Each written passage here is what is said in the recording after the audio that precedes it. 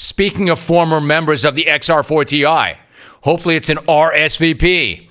Look what the cat dragged in. He was a topic on the show recently, especially because we had a podcast with Roger Lodge.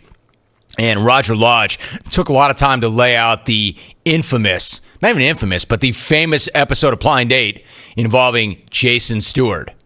And Roger Lodge said it was probably the greatest episode that we have ever had. And Roger was serious about it.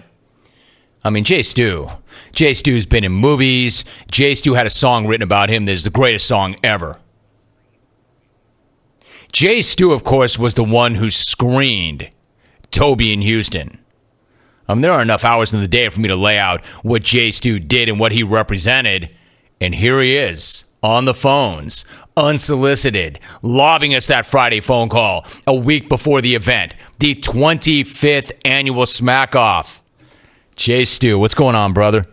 Jim, it is good to hear your voice. And by the way, I listened to the podcast with Roger Lodge, and I was thoroughly entertained, and it was great to reminisce, and I went back and watched my episode, and I do confirm that it was the greatest episode in the history of Blind Date, so I'm glad you guys did that. Now, Jim, 25 years ago, a couple surreal things happened. First of all, O.J. Simpson butchered his ex-wife and her waiter to death. That was surreal. And then one day I called the ladies line at the Mighty 690, got the busy signal, fought through it. My goal that day was to convince a Jim Rome to let me into the first annual Smackoff. After Jim told listeners that I had made the Smackoff field, there was no bigger moment in my life. 25 years ago. It's amazing. And that call that you just took last segment, by the way, these golden ticket winners, when I'm on hold for the Smackoff and you go to one of those golden ticket winners, it kind of feels like that time you go to the concert to see your old band play, and the lead singer in the middle of a set says, "Hey, we're going to play something new now." And that's usually when I stand up and say, "Yes!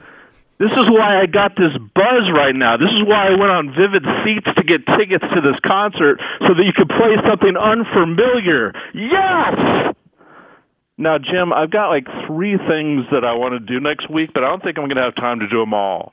I was going to break down the top 25 callers of all time, or I was going to try to mention maybe the top 25 ways that Adam Hawk is really hard to look at on TV.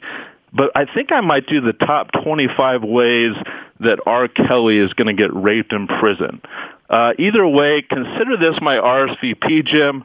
The only question remaining is, does Alvin DeLauro have the balls to include this call in the week that was? See you in a week.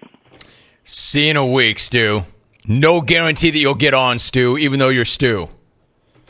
Especially if you're calling about R. Kelly. All right, so Jay Stu's got history. Jay Stu was dropping references like the ladies line, because there used to be a ladies line. And he talked about the first Smackoff, 25 years.